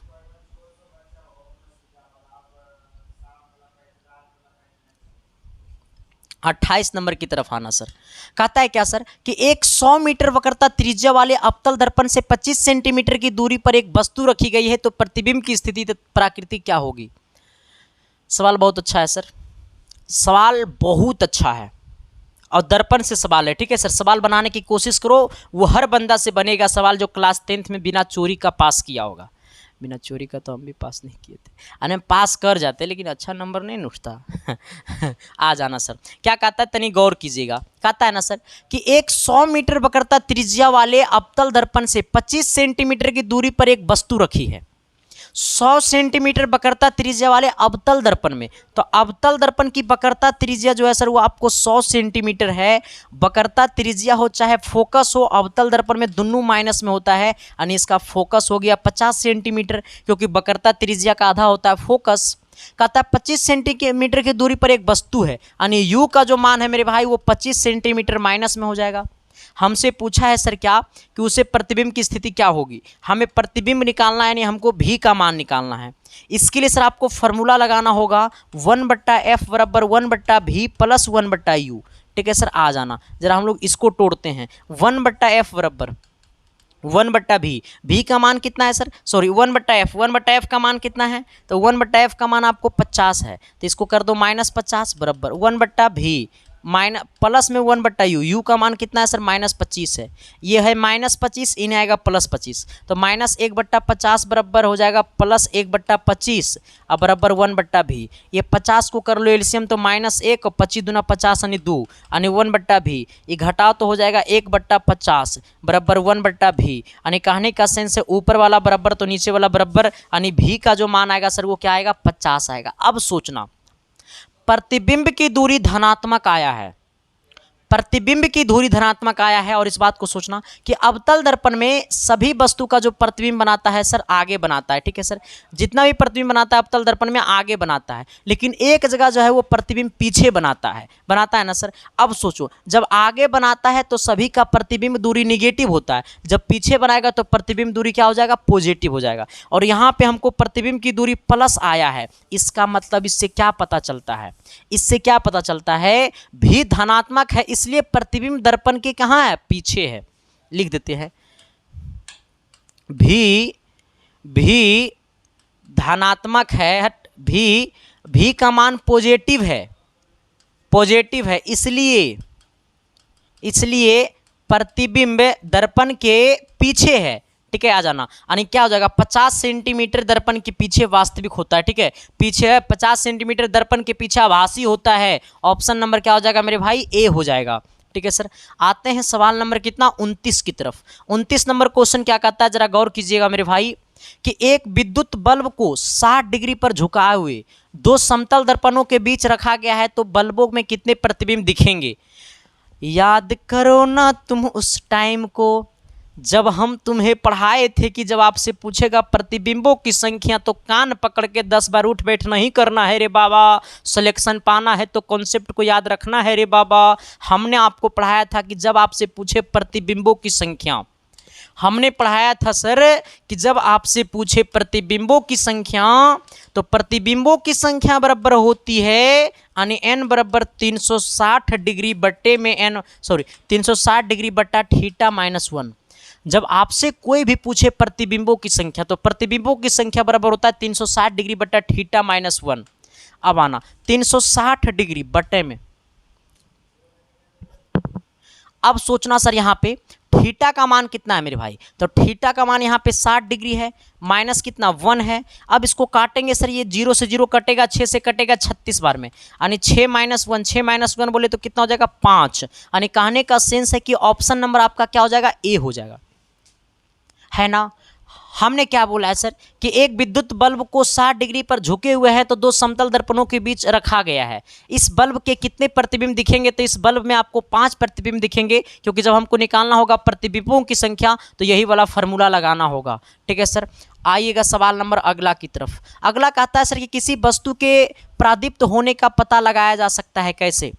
कोई वस्तु को हम लोग प्रादीप्त होने, या प्रादीप्त बोले या आदीप्त बोले, कभी कभी सर आपको प्रादीप्त बोलेगा या फिर आपको बोलेगा सर आदीप्त, है ना। प्रादीप्त बोले चाहे आदीप्त बोले, ठीक है। कहता है किसी वस्तु के प्रादीप्त होने का पता लगाया जा सकता है कैसे। वस्तु को गर्म करके, वस्तु को पॉलिश करके, वस्तु को अंधकार में रख करके, प्रकाशमान वस्तु की सहायता से। कैसे, देखो सर हमें कहता है सर प्रादीप्त वस्तुएं वे वस्तुएं होती है जो अंधेरे में दिखाई देती है, हमने की बोला है रे कि प्रादीप्त वस्तुएं वे वस्तुएं होती हैं जो अंधेरे में दिखाई देती है। प्रादीप्त वस्तुएं वे वस्तुएं होती हैं जो अंधेरे में दिखाई देती है, और जब अंधेरे में दिखाई देती होती है सर, तो हमें कह रहा है कि हमें आप जरा बताइएगा कि हम कैसे बताएंगे कि वो वस्तु प्रादीप्त वस्तुएं हैं। तो उसके लिए वस्तु को अंधेरे में रखेंगे, जब अंधेरे में रखेंगे तो वो वस्तु दिखाई देगा, तो कहेंगे कि हम प्रादीप्त वस्तु हैं। अगला कहता है सर कि कंबल से ढकने पर बर्फ नहीं पिघलता है। ये बात आपको आइडिया है? नहीं आइडिया है। कभी कभी आप चल जाना मछली के शॉप पे, मछली के शॉप पे जाओगे ना सर, अभी तो आपको गोला के शॉप पे भी मिलेगा सर। अभी गर्मी का मौसम है तो गोला वाले भैया भी जो लोग रहते हैं ना, वो भी आपको बर्फ को सर कंबल से ढक देते हैं। जब बर्फ को कंबल से ढक देते हैं ना मेरे भाई, किससे? कंबल से। जब बर्फ को कंबल से ढक देते हैं सर, तो क्योंकि कंबल ऊनी है, बर्फ नहीं पिघलता है। क्यों नहीं पिघलता है? जब बर्फ को कंबल से ढक देते हैं तो बर्फ नहीं पिघलता है। क्यों? क्योंकि कंबल यूनी है। नहीं, गलत बात। क्योंकि कंबल उष्मा का सुचालक होता है। गलत बात, बिल्कुल गलत बात है रे। क्योंकि कंबल मोटा होता है। आए, मोटा है तो कुछ कर देगा नहीं, वो गलत बात है। क्योंकि कंबल उष्मा का कुचालक होता है। सही बात रे भाई, यही तो हम बताना चाह रहे थे आप सभी को कि कहता है सर कि कंबल से ढकने पर बर्फ नहीं पिघलती है। क्यों? क्योंकि कंबल उष्मा का कुचालक होता है। बहुत गर्मी है सर। चलिए आते हैं सर। देखो गर्मी का मौसम है, थोड़ा सा भाई तबियत पे ध्यान देना, वरना तबियत खराब होगा सर तो एग्जाम का टाइम है, सिस्टम खराब हो जाएगा सर। सब सपना चल जाएगा सर जहन्नुम में, ठीक है सर, ऊपर चल जाएगा खुपचे में सर, ठीक है। इसलिए मेरे भाई प्लीज़ अच्छे से आप लोग रहना, और सर थोड़ा सा भगवान से बस यही दुआ है मेरे भाई कि आपकी सेहत अच्छी हो। गर्मी के दिन में कहीं भी रहो, अच्छा से रहना, ताकि सिलेक्शन में 4 चांद लगा लेना, ठीक है। आइएगा 32 नंबर। कहता है किसी मोटे समतल दर्पण के सामने, किसी मोटे समतल दर्पण के सामने कोई प्रादीप्त वस्तुएं रखी है तो परावर्तन। कोई मोटे समतल दर्पण के सामने कोई प्रादीप्त वस्तु रखी है तो परावर्तन। 32 नंबर क्या होगा बताओ जल्दी। कहता है किसी मोटे समतल दर्पण के सामने कोई प्रादीप्त वस्तु रखी है तो ऊपर वाले तल से होगा। गलत बात। प्रादीप्त वस्तु रखी है तो परावर्तन कहाँ से होगा? ऊपर वाले तल से होगा। नहीं, गलत बात। ऊपर वाले तल से नहीं होगा मेरे भाई, केवल नीचे वाले तल से होगा। गलत बात। परावर्तन नीचे वाला भी तल से नहीं होगा मेरे भाई, दोनों तल के बीच कई बार होगा। दोनों तल के बीच जो होगा सर, वो कई बार क्या होगा? परावर्तन होगा। कितने बार परावर्तन होगा? कई बार परावर्तन होगा। तो जब परावर्तन होगा मेरे भाई, तो हमें क्या कहेंगे सर कि ना तो ऊपर परावर्तन ना तो नीचे परावर्तन, बीच में कई बार परावर्तन। चलो, ना ऊपर परावर्तन ना नीचे परावर्तन, बीच में कई बार परावर्तन। आ जाना सर। अगले क्वेश्चन की तरफ आना। कहता है सर कि एक पदार्थ सेंटीग्रेड थर्मामीटर तथा एक दोषयुक्त फ़ारेनहाइट थर्मामीटर किसी वस्तु का ताप क्रमशः 60 डिग्री तथा 141 मापते हैं तो फ़ारेनहाइट थर्मामीटर की माप में गलती है। सर सवाल मुझे नहीं बुझाया, सवाल तुम्हें बुझाएगा सिलेक्शन के चोट पे। आओ। कहता है सर क्या एक पदार्थ सेंटीग्रेड थर्मामीटर के एक दोषयुक्त फ़ारेनहाइट थर्मामीटर किसी वस्तु का ताप 60 डिग्री है। कितना डिग्री है सर? 60 डिग्री है। अब सोचना सर, किसी वस्तु का ताप 60 डिग्री है, इसके लिए एक फार्मूला होता है, पता है क्या होता है? C/60। C बट्टा कितना? 60। कितना होता है सर ये? C/60, C/5, C/5 होता है सर, C/60 नहीं होता है सर। आ जाना। ये क्या होगा? C/5 बराबर होता है F-32 बट्टा में कितना? 9। F-32 बट्टा में कितना? 9। F-32 अब बट्टा में कितना? 9। ये फार्मूला होता है, इसको याद कर लेना। C का मान कितना मेरे भाई? 60 डिग्री। आ जाना। बट्टा में कितना है? 5 बराबर में F, अब माइनस में कितना? 32, अब बट्टा में कितना? 9। 13 पचे कितना? 12 पचे 60, 12 बार में कितना? 12 बार में बरनमा, इसको गुना करना, 9 दूनी 18 के 8 हो गया ना, और 9 एक कितना? 10, यानी 108 बराबर कितना? F-32। इसको इधर ला देना तो हो जाएगा 108 अब प्लस में 32 अब बराबर में कितना? F, यानी इसको जोड़ दो सर तो 8 और 2 10, और ये कितना हो जाएगा सर? 3 1 4 और 1 140, यानी F का मान कितना आ गया सर? 140 degree Fahrenheit. F का मान 140 डिग्री फ़ारेनहाइट। लेकिन सर वो इंसान ने 60 डिग्री में 141 मापते हैं, तो गलत कितना माप रहा है? वो इंसान इतना डिग्री पे 141 माप रहा है तो वो कितना गलत माप रहा है, जबकि इतना डिग्री पे इतना फ़ारेनहाइट नहीं होगा, इतना डिग्री पे इतना फ़ारेनहाइट होगा, तो वो कितना गलत माप रहा है। तो वो मापा कितना, 141 मापा। कितना मापा मेरे भाई, 141 मापा, 141 मापा, लेकिन आया है कितना, 140। तो 141 में से 40 को घटा देना था 1 फ़ारेनहाइट, यानी कितना, ऑप्शन नंबर ए होगा। सवाल कहता है सर कि एक आदमी, एक दोषयुक्त ने फ़ारेनहाइट थर्मामीटर किसी वस्तु को ताप मापता है, जबकि 60 डिग्री में 141 ताप मापता है। वो गलत फ़ारेनहाइट है, गलत फ़ारेनहाइट है, सबको पता है, तो पर भी मापता है, लेकिन 141 मापता है वो, जो कि गलत मापता है। तो सच में 60 डिग्री पे कितना फ़ारेनहाइट होगा, तो 60 डिग्री पे 140 फ़ारेनहाइट होगा। तो मापा है 141, तो कितना गलत मापा है, तो एक गलत मापा है, यानी ऑप्शन नंबर हमारा क्या हो जाएगा, ए हो जाएगा। आइएगा सवाल नंबर कितना, 34 की तरफ। 34 नंबर क्वेश्चन क्या कहता है, जरा गौर कीजिएगा कि स्वस्थ मनुष्य के शरीर का ताप 98.4 डिग्री फ़ारेनहाइट होता है, तो सेल्सियस का इसका मान क्या होगा। इसका सेल्सियस में मान क्या होगा, फॉर्मूला होता है C/5 बराबर F माइनस 32 अब बट्टा में कितना, 9। यही हमारा फॉर्मूला होता है सर। C/5 हमें यही ना पूछा है, C/5 बराबर डिग्री सेल्सियस में निकालना है, सेल्सियस में इसका मान क्या होगा, तो C का मान निकालना है। F का मान कितना है सर, 98.4 माइनस में 32 अब बट्टा में कितना है, 9। इसको करना है C/5। जरा आप इसको घटाइएगा सर, इसको तनी घटाइएगा ना, इसको जब घटाएंगे और घटाने के बाद सर यहाँ से जब C का मान निकालेंगे, इसको घटा दीजिए पहले। ये 98.4 है ना, ये 32.0 को घटाइए तो ये 4 हो जाएगा सर, आ जाना। ये 9 दो कितना, 9 दो हो जाएगा कितना, 8, यही ना होगा रे, सॉरी 9 8 और 2 कितना, 10, 10 का 0 हो जाएगा सर, आ जाना। ये 9 3 कितना, 12, 12 1 कितना, 13, यानी कितना हो जाएगा सर, ये आपको हो जाएगा 130.4। कितना हो जाएगा, 130.4। हमने सही घटाया ना, 130.4 और बट्टा में कितना, 9, और ये 5 बट्टा में उन्हें चल गया गुना में। इसको सर जब काट छाट करोगे ना, जब इसको पूरा काट छाट करोगे अच्छे से, तो 36.9 डिग्री सेल्सियस आएगा, 36.9 डिग्री सेल्सियस आएगा, 36.9 डिग्री सेल्सियस आएगा जब आप इसको अच्छे से माप करोगे तो। ठीक है सर, आ जाना। किसी को कोई दिक्कत परेशानी तकलीफ नहीं ना है सर, आइएगा। अगला क्या कहता है सर कि तांबे की एक गेंद को गर्म करने पर सबसे अधिक प्रतिशत वृद्धि होगी। तांबे की एक गेंद को गर्म करने पे सबसे अधिक प्रतिशत वृद्धि किसमें होगा।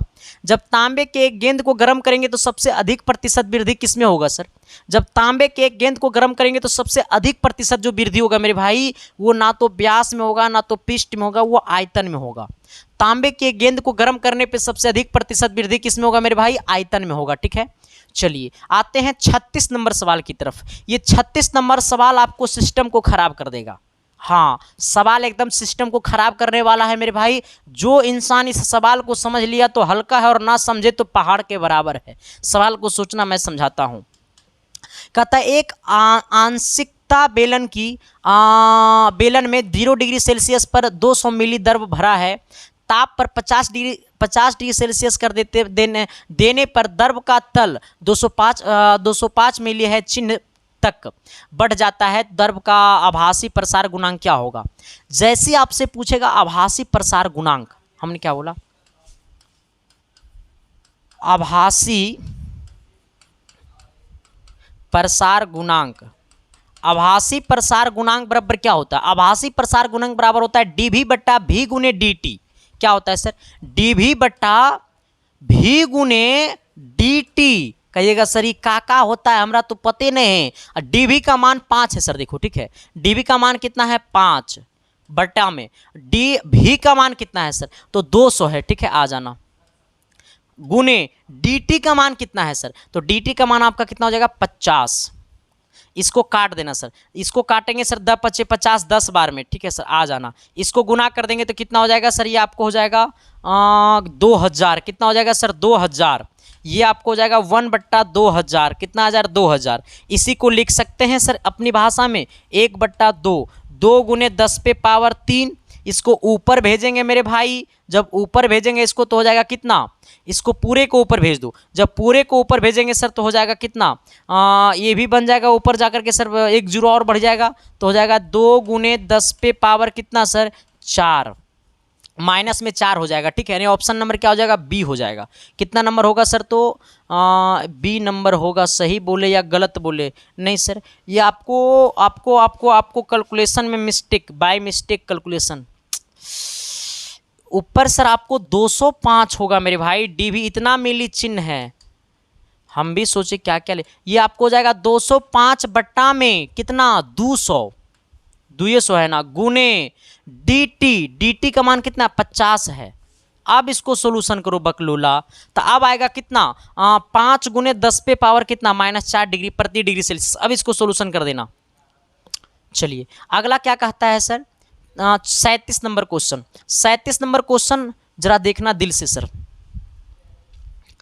तनी तनी तू आए ना, कहता तांबे की आयताकार प्लेट में एक गोली छेद किया जाता है, एक गोल छेद किया जाता है। तांबे की आयताकार प्लेट में एक गोल छेद किया गया है, प्लेट को गर्म करने पे छेद का आकार क्या होगा। तांबा का एक प्लेट है सर, इसमें हमने एक काटी मार दिया तो वो गोल छेद हो गया, तो उसमें क्या परिवर्तन होगा सर, उतना ही रहेगा या मतलब जब उसको छेद करने के बाद हम उसको गर्म करेंगे तो उसमें क्या परिवर्तन होगा। तो देखो सर, जब छेद करेंगे और गर्म करेंगे ना सर, तांबे के प्लेट को छेद करके गर्म कर देंगे तो वो उसका आयतन जो है सर, गर्म करने पर छेद क्या होगा, बढ़ जाएगा, छेद का आकार क्या हो जाएगा, बढ़ेगा, ठीक है। गर्म करने पर छेद का आकार क्या होगा सर, ये बढ़ेगा, छेद का आकार क्या होगा, बढ़ेगा सर, ठीक है। आ जाइएगा सवाल नंबर कितना 38 की तरफ। 38 नंबर क्वेश्चन क्या कहता है कि वायुमंडलीय दाब पर जल 100 डिग्री सेल्सियस पर उबालता है, वायुमंडलीय दाब पर जल 100 डिग्री सेल्सियस पर उबालता है, यदि कम कर दिया जाए तो अपनी उबलेगा, पानी उबलेगा किसमें। देखो सर कहता है वायुमंडलीय दाब पर जल 100 डिग्री सेल्सियस पर उबालता है, तो यदि दाब कम कर दिया जाए तो उबालेगा कितना डिग्री सेल्सियस पे, निम्न ताप पर उबालेगा। जब कम कर देंगे सर तो वो निम्न ताप पर उबालेगा, कितने ताप पर उबालेगा, निम्न ताप पे उबालेगा। ऑप्शन नंबर आपका सी हो जाएगा। अगला आना कहता है 39 नंबर, क्या मेरे भाई जरा गौर करना, कहता है किन अवस्थाओं में वास्तविक गैस पी भी बराबर आर टी समीकरण का लगभग पालन करती है, कौन। तो इसमें जो है ना मेरे भाई, इसमें जो है ना सर बड़ा मतलब अच्छा क्वेश्चन है, इसमें क्या होगा ना सर सही और सटीक, जरा वो देखना इधर। कहता है किन अवस्था में वास्तविक गैस पी भी बराबर आर टी लगभग पालन करती है, उच्च दाब और उच्च ताप पर, गलत बात। निम्न दाब और निम्न ताप पर, बिल्कुल गलत बात। निम्न दाब और उच्च ताप पर बोले तो सही बात, ठीक है सर, यानी ऑप्शन नंबर आपका सी होगा।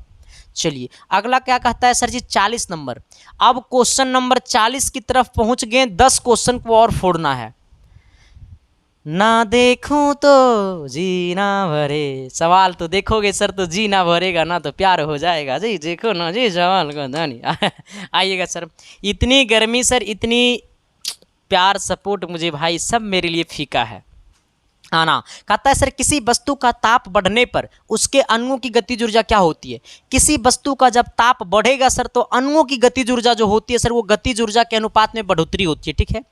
ताप बढ़ेगा तो अणुओं की गतिज ऊर्जा का अनुपात में क्या होती है, बढ़ती है। ऑप्शन नंबर आपका सी होगा। 41 नंबर क्वेश्चन की तरफ आइएगा सर। 41 नंबर क्वेश्चन क्या कहता है, जरा गौर कीजिएगा। कहता है वायु में दो तरंगों की तरंगदैर्घ्य का अनुपात इतना है। वायु में दो तरंगों की तरंगदैर्घ्य का अनुपात हमको दिया हुआ। रुक जा रुक जा रुक जा रुक जा रुक जा रुक जा रुक जा रुक जा रुक जा भाई, रुक जा रुक जा भाई, रुक जा। ऑप्शन नंबर इसमें सर आपको पता है क्या होगा, इसका ऑप्शन नंबर ए होगा, ठीक है। ऑप्शन नंबर क्या होगा, ए होगा। हाँ इसका ऑप्शन नंबर ए होगा मेरे भाई, बढ़ती है, ठीक है सर। 41 नंबर क्वेश्चन की तरफ आना। अगला कहता है वायु में दो तरंगों का तरंगदैर्घ्य का अनुपात दिया हुआ है। दो तरंगों का तरंगदैर्घ्य का अनुपात दिया हुआ है, यानी n डेल्टा 1 बराबर n1 डेल्टा 1 बराबर n2 डेल्टा 2, n2 डेल्टा 2, ठीक है। अब आ जाना, ये हमारा आवृत्ति का अनुपात है, ये हमारा क्या आवृत्ति का अनुपात, यानी n1 आवृत्ति n2, पहला आवृत्ति बटा दूसरा आवृत्ति बराबर डेल्टा, पहला तरंगदैर्घ्य बटा दूसरा तरंगदैर्घ्य, पहला तरंगदैर्घ्य और दूसरा तरंगदैर्घ्य का अनुपात दिया हुआ। पहला तरंगदैर्घ्य, रुक जाओ, पहला तरंगदैर्घ्य और दूसरा तरंगदैर्घ्य का अनुपात 3:5 है, तो दूसरा तरंगदैर्घ्य और पहला तरंगदैर्घ्य का अनुपात 5:3 होगा, तो इसके जगह क्या हो जाएगा 5:3 हो जाएगा, यानी 5/3, यानी ऑप्शन नंबर बी। चलिए आते हैं सवाल नंबर कितना सर 42 की तरफ। 42 नंबर क्वेश्चन क्या कहता है कि आंतरिक तरंगे की चाल निर्भर करती है किस पे? आंतरिक तरंगे की चाल किस पे निर्भर करती है सर? तो आंतरिक तरंगे की चाल निर्भर करती है माध्यम की प्रत्यवस्था की घनत्व दोनों पर, माध्यम की प्रत्यवस्था और घनत्व दोनों पे, ठीक है सर। ऑप्शन नंबर आपका क्या हो जाएगा? सी हो जाएगा। अगला कहता है कि यदि दो धात्विक टुकड़ों पर द्रव की उछाल समान हो तो, यदि दो धात्विक टुकड़ों पर द्रव का उछाल समान हो तो उनका घनत्व समान होगा, उनके द्रव में डूबे आयतन समान होंगे, उनके द्रव्यमान समान होंगे, दोनों आयतन क्या होंगे? समान होंगे। जरा सर एकदम बड़ा बेहतरीन सवाल है, कहता है उनके द्रव में डूबे आयतन क्या होंगे? समान होंगे। ऑप्शन नंबर आपका बी होगा, ठीक है। चलो अपना आना क्वेश्चन नंबर 44 की तरफ। 44 नंबर क्वेश्चन क्या कहता है सर कि दो मशीन बराबर कार्य को 20 मिनट और 30 मिनट में कर सकती है। तो पहली मशीन की समर्थ 120 है तो दूसरी मशीन की समर्थ क्या होगी? देखो सर दो मशीन है, पहला इतना मिनट में करता है, दूसरा उतना मिनट में करता है, तो कुछ नहीं करना है। P1/P2 बराबर है T1/T2, P1 बराबर P1/P2 बराबर T2/T1 आ जाना सर। P1/P2, अच्छा P1 का मान कितना है सर? तो P1 का मान देखो यहाँ से सोचना, P1 का मान 120 है, हमको P2 निकालना है, तो P1 120 हो गया बट्टा में P2 निकालना है मेरे भाई। T2 का मान कितना है सर? 30 है। T1 का मान कितना है? 20 है। एगो जीरो से एगो जीरो खोपचे में गलो, एकरा इन्हें भेज ओकरा उन्हें भेज, यानी कहने का सेंस है 120 बट्टा में P2 बराबर में 3/2, इसको इन्हें भेजो इसको उन्हें भेजो, आने हो गया सर ये P2 बराबर हो गया 2 गुने 120 अब बट्टा में कितना? 3, इसको काट दो, यानी कितना? 40 तिया 20, यानी P2 का मान हो गया 80 वाट। कितना वाट? 80 वाट, ठीक है सर। यानी ऑप्शन नंबर आपका क्या हो गया? डी हो गया। चलिए 45 नंबर क्वेश्चन, आज की क्लास को अंतिम क्वेश्चन कर दो मेरे भाई, अब मुझे बर्दाश्त नहीं होगा। 5 क्लास 5 क्वेश्चन आपके नाम नहीं, वो सवाल आपको अगले क्लास के नाम कर देंगे। आ जाना। कहता है निम्नलिखित में से ऊर्जा का मात्रक कौन नहीं है? इसमें से ऊर्जा का मात्रक कौन नहीं है? जरा कमेंट कर देना सर, जिनका सही और सटीक कमेंट रहेगा हम अपना साली नीलाम कर देंगे, आपके नाम शादी करा देंगे ठीक है सर। बाकी thank you, love you sir. मजाक किससे करेंगे? तुमसे नहीं करेंगे तो किससे करेंगे सर? मेरे तो वो हर चीज़ तुम लोग हो, ठीक है सर। बाकी थैंक यू, लव यू। आज तक का क्लास इतना ही रहेगा सर। क्लास कैसा लगा जरा कमेंट कर देना सर। अगर क्लास अच्छा लगा तो अपने अपने व्हाट्सअप के स्टोरी में लगा देना, अपने अपने दोस्तों के पास शेयर कर देना मेरे भाई। तो आज तक का क्लास इतना ही रहेगा, बाकी मिलते हैं आपकी क्लास के अगले क्लास में। बाकी थैंक यू, लव यू, देखते रहना इसकी साइंस क्लासेस।